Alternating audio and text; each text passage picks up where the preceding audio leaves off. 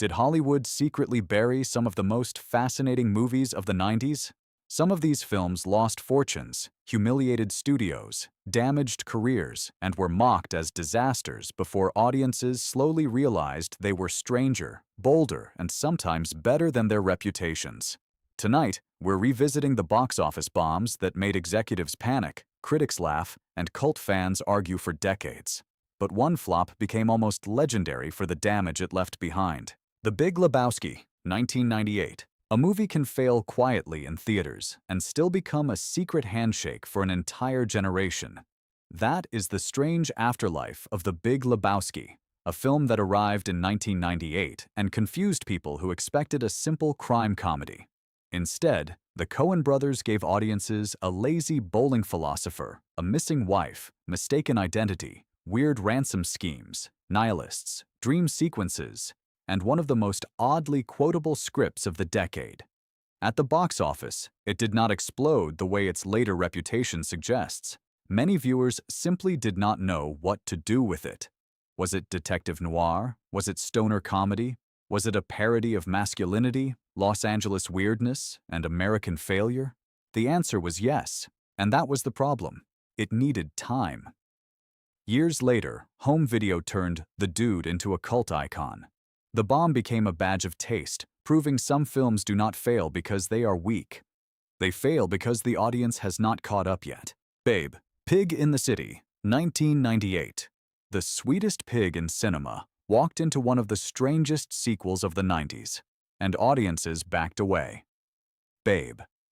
Pig in the City followed the beloved original, but instead of giving families another gentle farmyard adventure, 1998 delivered a darker, weirder, visually extravagant fairy tale about urban chaos, animal survival, and a city that felt like a dream stitched together from every place on Earth. The movie was not lazy. It was ambitious, eccentric, and packed with craft. But that ambition worked against it. Parents expecting comfort found something far more intense, while critics and viewers struggled to decide whether it was magical or unsettling. Financially, it became a painful disappointment, especially because the first Babe had been such a surprise success. Yet today, many film lovers defend it as a misunderstood masterpiece of family cinema. It did not fail because it had no heart.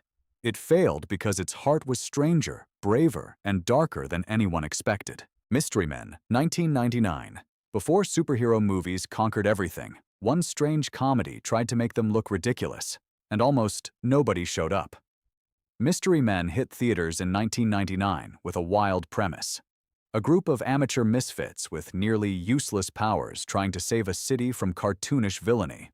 On paper, it sounded ahead of its time. In practice, audiences were not ready for a superhero satire before superhero culture had fully taken over. The cast was stacked with comic energy, the production design was colorful and bizarre, and the humor leaned into awkwardness, insecurity, and absurd failure instead of clean heroic fantasy.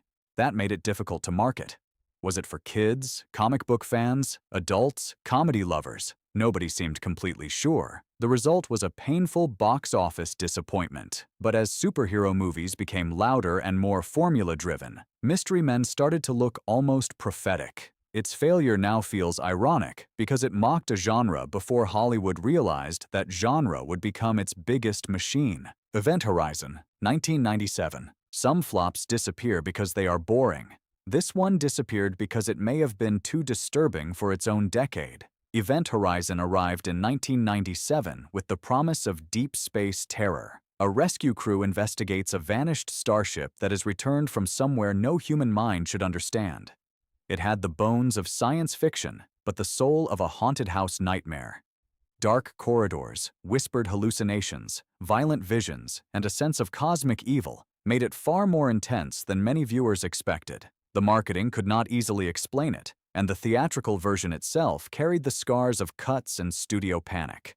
Audiences expecting sleek space adventure got something uglier, colder, and more psychologically aggressive. The box office was weak, but the film refused to stay buried. Over time, horror fans embraced its atmosphere, its damaged mythology, and its brutal suggestion that space might not be empty. It might be waiting. Event Horizon was not just a bomb. It was a warning sent too early. Strange Days, 1995. This was the kind of movie that looked like the future, sounded like a warning, and still crashed hard in the present. Strange Days, from 1995, was Catherine Bigelow's dark cyberpunk thriller about memory, violence, technology, and a society addicted to watching other people's experiences. Its central device allowed users to relive recorded sensations, turning privacy, trauma, and desire into black market entertainment. That idea feels almost frighteningly modern now, but in the mid-90s, it was a tough sell. The film was stylish, tense, political, and uncomfortable, blending murder mystery, urban unrest, voyeurism, and millennium anxiety into one neon-lit fever dream. It was not the easy sci-fi escape many audiences wanted. It asked too much, pushed too hard, and landed in theaters without finding the crowd that could champion it. Financially, it became a major disappointment. Artistically, it aged with teeth. Today, Strange Days feels less like a failed thriller and more like a message Hollywood ignored because it arrived before the world was ready to admit it was true. Super Mario Bros. 1993. Hollywood looked at one of the most beloved video games ever made and somehow created a grimy dinosaur city fever dream.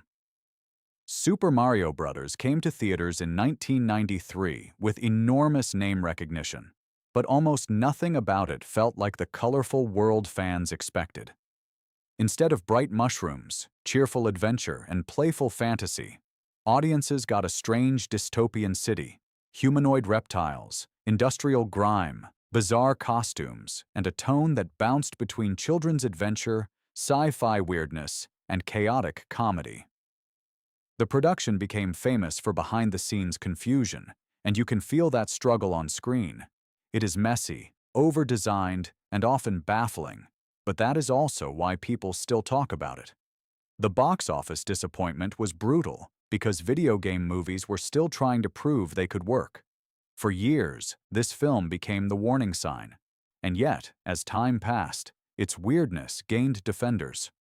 Super Mario Bros. May not be a good adaptation, but as a strange 90s artifact, it is unforgettable. Toys, 1992. A movie about toys should have been playful, but this one arrived like a pastel-colored dream nobody knew how to wake from. Toys, from 1992, had Robin Williams, a huge visual imagination, and a premise that sounded almost magical. A whimsical toy factory threatened by militarized thinking. But what audiences got was not a simple comedy, not quite a fantasy, and not fully a satire. It was strange, expensive, beautifully designed, and emotionally hard to place.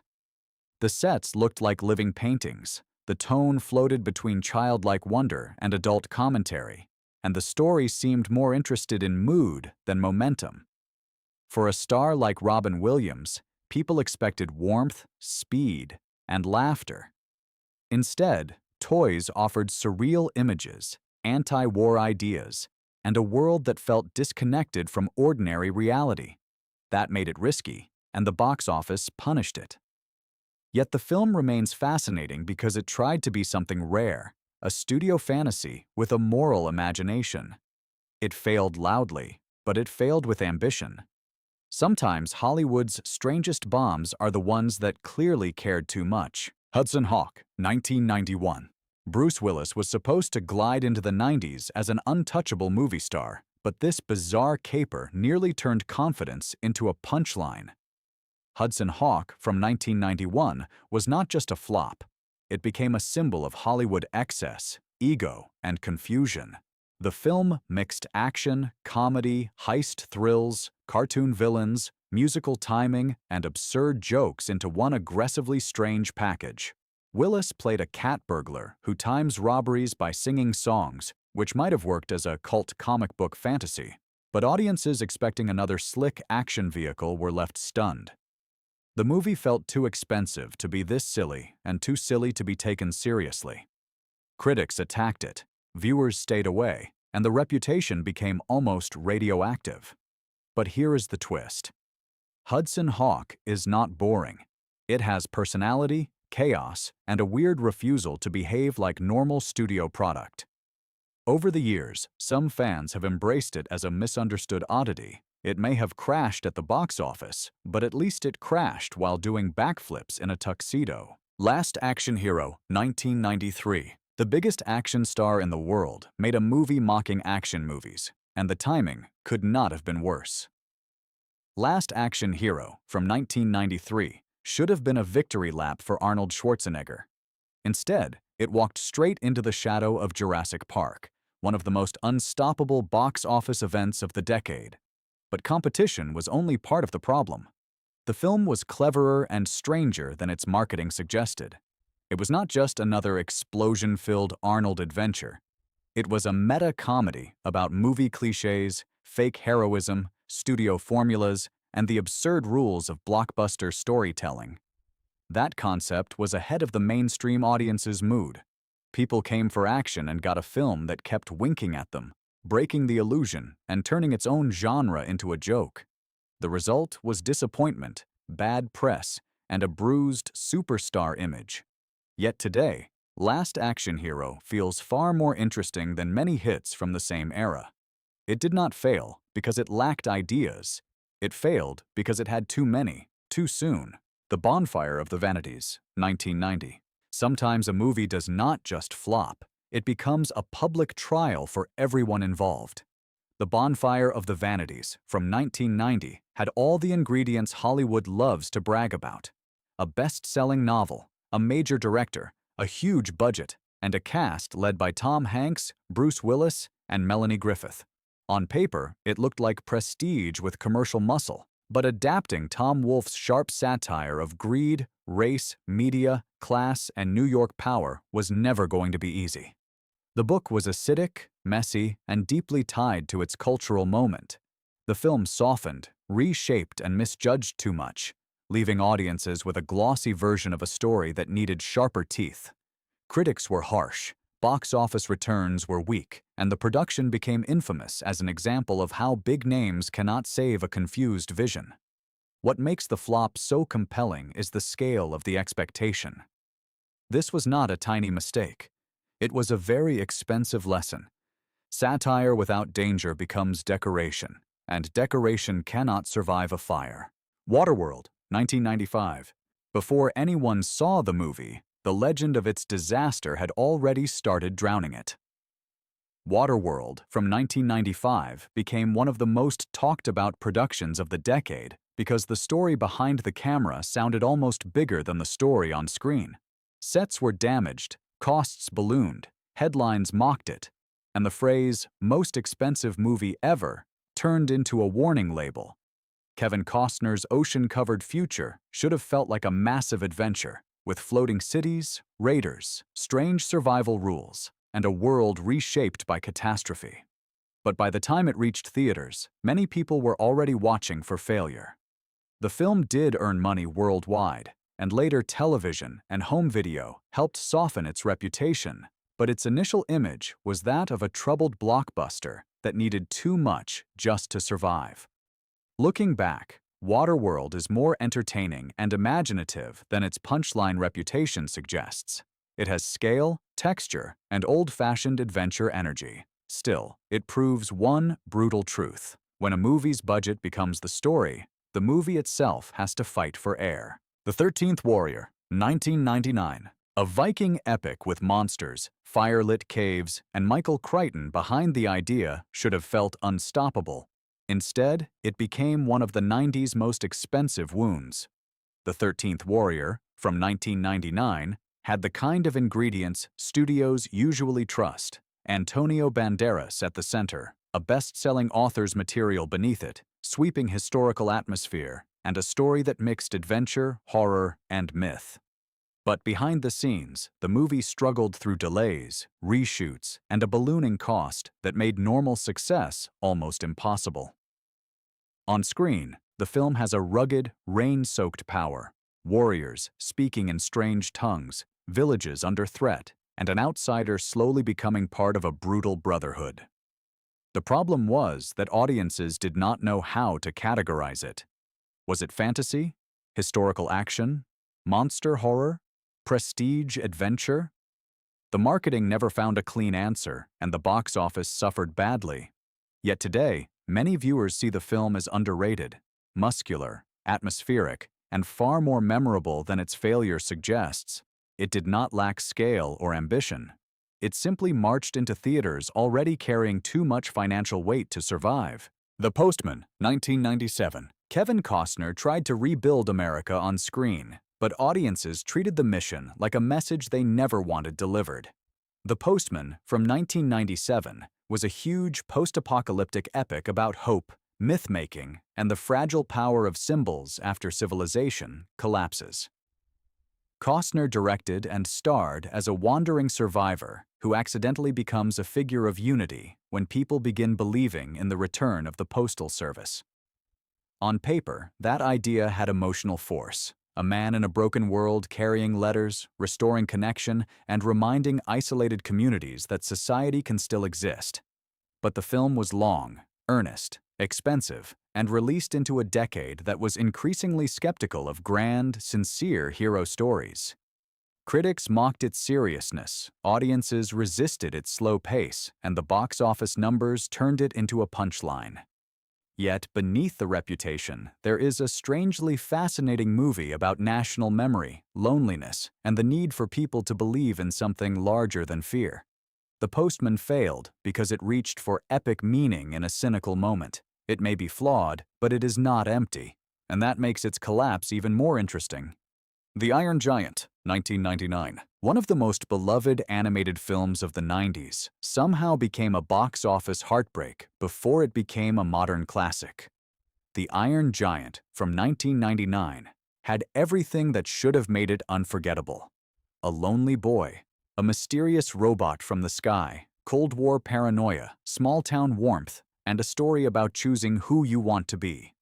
But great movies still need audiences to know they exist, and this one suffered from weak marketing at the worst possible time. Many families missed it in theaters, and the film's quiet emotional power was not enough to overcome poor visibility. That failure feels almost unbelievable now, because the movie's reputation has only grown. Its animation has charm, its characters feel human, and its final emotional turn remains one of the most powerful moments in family cinema. It spoke to children without talking down to them, and gave adults a story about fear, identity, and sacrifice. The Iron Giant was not rejected because it lacked greatness.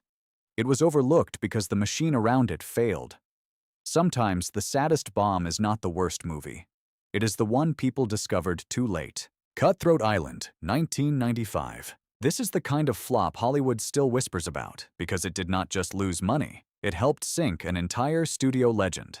Cutthroat Island, from 1995, was supposed to bring old-fashioned pirate adventure roaring back with ships, sword fights, treasure maps, explosions, and Gina Davis leading a massive, swashbuckling spectacle. Instead, it became one of the most infamous box office disasters ever attached to the 90s. The production was huge, the budget was heavy, and the audience simply was not there.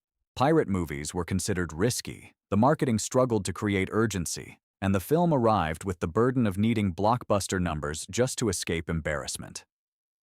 What makes the failure so dramatic is that the movie itself is not some lazy disaster. It has scale, physical action, elaborate sets, and a sincere attempt to revive a kind of adventure Hollywood had mostly abandoned. But sincerity does not pay bills when the public refuses the invitation. Cutthroat Island became a cautionary tale about timing, cost, and studio overconfidence.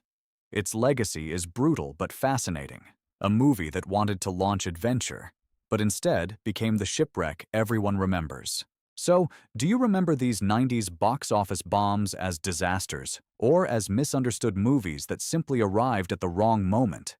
Some sank studios, some damaged careers, and some quietly became cult classics after everyone stopped laughing. Drop the one you still defend in the comments, because Hollywood may call them failures, but fans know better.